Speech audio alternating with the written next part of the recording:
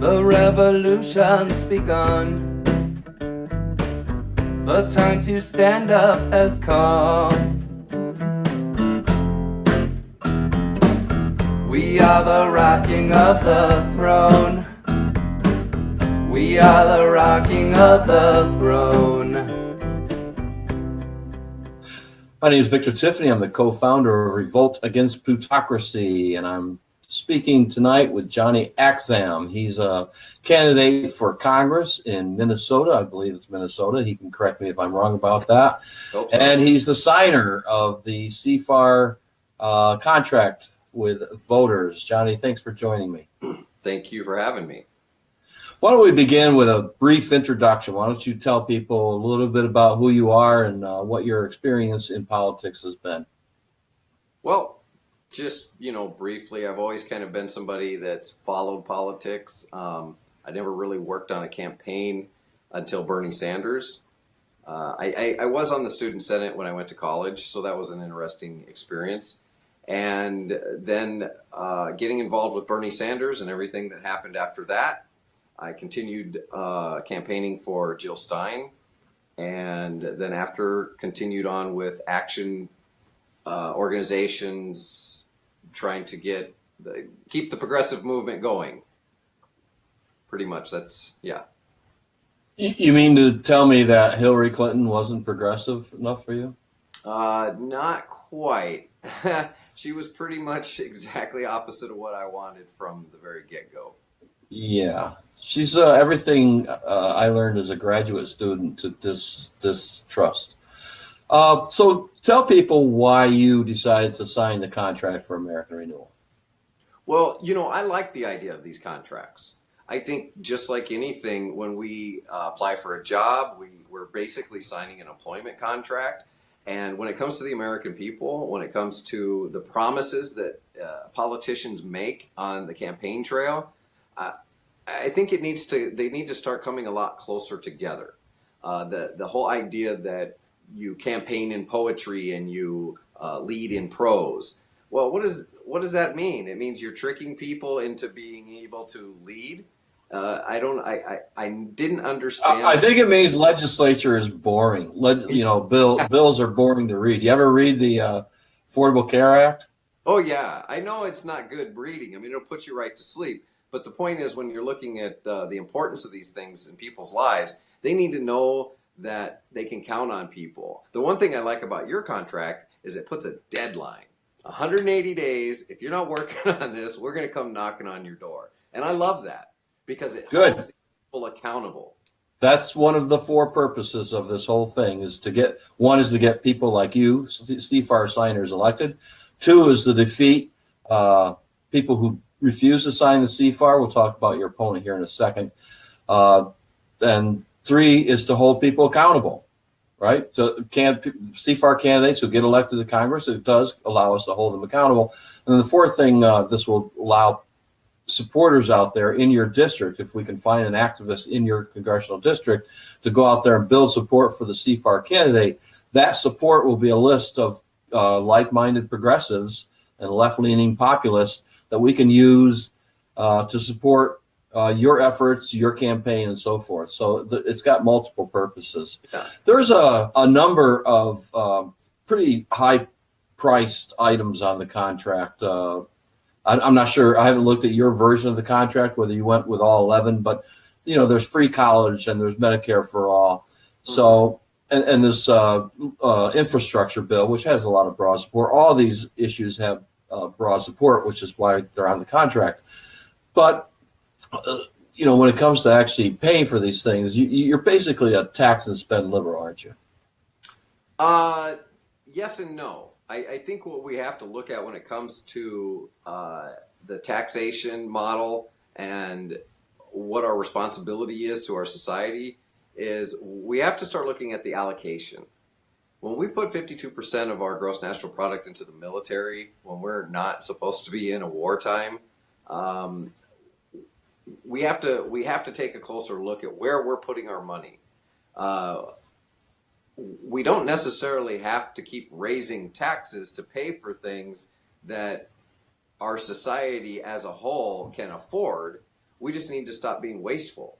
If you go back to the Iraq War, we spent $2 trillion on a war through a lot of contracted companies, Halliburton being one of them, that made billions and billions of dollars off of the American taxpayer that could have been used for purposes back here at home.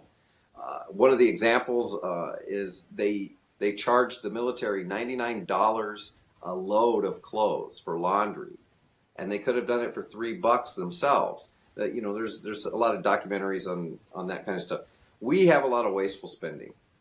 We can also look at taxing some of the avenues, like Bernie talks about taxing speculative marketing. Well, that's just gambling. We tax gambling for the lotto, right? We legalized a lottery. We tax it. When you win it, you get taxed on it. But these guys are up there gambling with speculative marketing all day long, and they're transferring millions and millions of dollars back and forth with no sort of compensation or regulation to the government. They get compensated, a little scraping off the top. They get plenty. So let me go back to the Iraq War for a second, because it's an interesting thing. They did the Bush administration never paid for that war, right? They didn't raise the taxes a dime for the first time in history. We were in war and we never paid for that war. Cheney said, Ronald Reagan taught us deficits do not matter. So do you think that that's something you agree with? Does deficits matter, or is it wishful thinking? Well, let's put it this way. I've been in a deficit ever since I started this campaign. They definitely matter. When you're putting out more than you're bringing in, you can't sustain that. And it adds to your debt. And for somebody who might be filthy rich or on their way out of life, if you will, they might look at a deficit as a non-binding issue for them because they're not going to be around to deal with it. But the deficit feeds our debt. And as long as we have a high deficit, we're going to have a high debt, and it's going to continue to grow, and we're going to continue to have the economic issues that we have continuing today. Let me ask you then about the issues on this contract that you feel most passionate about. What will you go to Washington giving most of your energy toward? Well, with this, we're closing down on the year, so it's going to be easier to start picking those. Single-payer healthcare is definitely something we have to address. It's one of the things that's going to lift the burden on so many people across the United States and probably stimulate the economy just in and of itself. That's got to be one of the things. But then we got to look at the crumbling infrastructure, investing into that and creating all these jobs, which then circles into the economy again. Good paying jobs, people with money in their pockets, out being able to be consumers and feed the economy. But then it's like all 11 of them are important, getting money out of politics. None of this is really going to change unless we get money out of politics. You look at the people like my leading opponent, who comes to this district with $250,000 in his pocket from friends and family, or not even family. His family's here, but friends from back east in Washington, and then comes here and says, okay, now I'm going to run for Congress for all you people. Go ahead and name names. We want to know who your opponent is. Well, that's Dan Feehan. Dan Feehan. And what's his CV? What how's he think he's qualified? Well, he's more than probably qualified. I'm going to be honest with you. He's an Army vet, or I don't know, Army. He's a military vet. He served in the Iraq War. He has a beautiful family. He served under the Obama administration, which is probably a check against him, really, as his assistant to military readiness director, something along those lines. One of those big names. He lost his job when Trump got elected. And I guess he decided, hey, the seat's going to open up, so I'm going to get a bunch of money from my friends and go back there and run for office. He's not unqualified for Congress.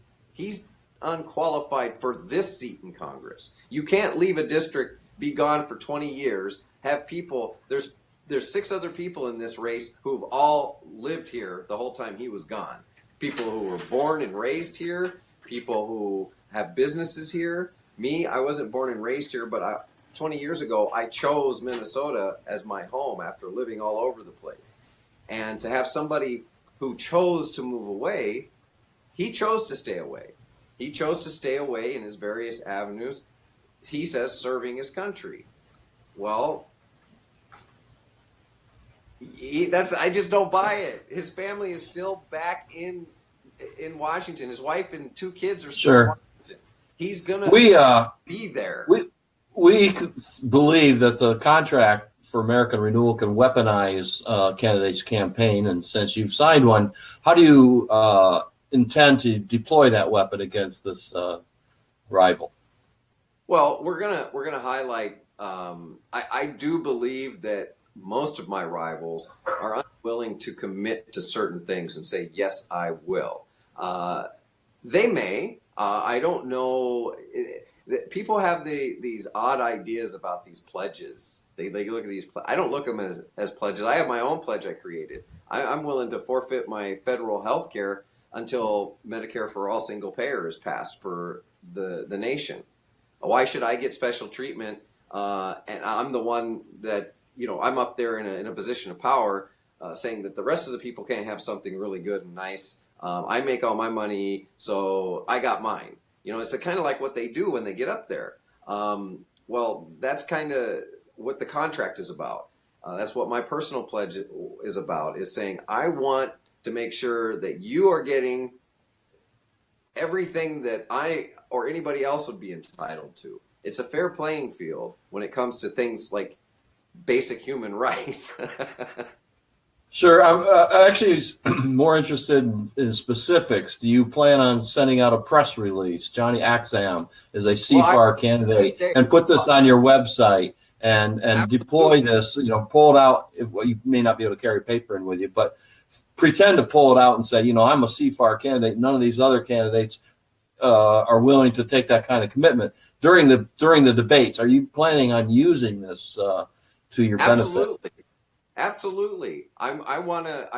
We have a forum coming up on January 24th, and I don't know, how those platforms, they're kind of really loosely nice, and nobody's really going at each other's throats. But I do intend on making it known that that his opponency is my biggest target in this, and that for candidates who think they can walk the fence, like the incumbent, he's the incumbent, but he's not running anymore. He's running for governor, Tim Walz. He rode the fence for 12 years. He dabbled around over here and dabbled around over there, and now he thinks he's somehow progressive enough to be Minnesota's governor. I don't buy it. I lived here for the whole time he was serving, and we're tired of people walking the fence. And that's what I believe these contracts are for. It actually gave me an idea about my own. I support certain bills already that when I get elected, I'll be there to co-sponsor and support those bills and move them forward. And it kind of made me think of like the game shows. You lock in your answer. That's my final answer, and you can't take it back. It's the same kind of thing with these. I lock in my vote. I support this, and this is when I get up there, it's what I'm going to be working for. I don't think that I only need to focus on 3 things. I think we can focus on all 11 of these things at any given time to whatever measure that they're presented to us at that time. So you left all 11 of the policy positions on your version of the contract? Yes, I did. Okay. So one final question then, when you think about the candidates, your opponents in this primary, forget the general election for now, tell people right now your final answer, your best answer, your most persuasive reason why they should support Johnny Akzam in your primary coming up. When is your primary? The primary is going to be August 14th. You got a long time to get this worked out. The caucusing starts in February. But I just put out a public release today that our campaign's gonna push it all the way to the primary, regardless of the endorsement, because that's Okay. what the people need. The caucus closes it down to only 300 people, and they choose who's going to be available in November to vote for. I don't think that's fair. It's what we're fighting against. That sounds like democracy Soviet style to me. I don't know. It's not right, and people have to commit. Well, you just have to go on Facebook and look at my press release. It's on my personal page. I'm working on cleaning up the video, but here's the reason people need to vote for me, because when I decided to get involved in this, I took it with the same amount of passion that I do everything. When I started all my two businesses, when I get involved, I don't half anything. And I know for a fact, because I've approached the other candidates. I've even approached candidates to give them offers of possible endorsement, depending on how things were going in the recent weeks, and just feeling out our options. And you know what? They're weak. They're afraid. They're afraid of what the party might think. They're sucked into the party so badly that I don't believe they even know what the people out on the streets really are worried about. They just keep regurgitating these talking points. And you know what? I'm on the streets with people. I know people firsthand that are working full-time and can't afford a place to live.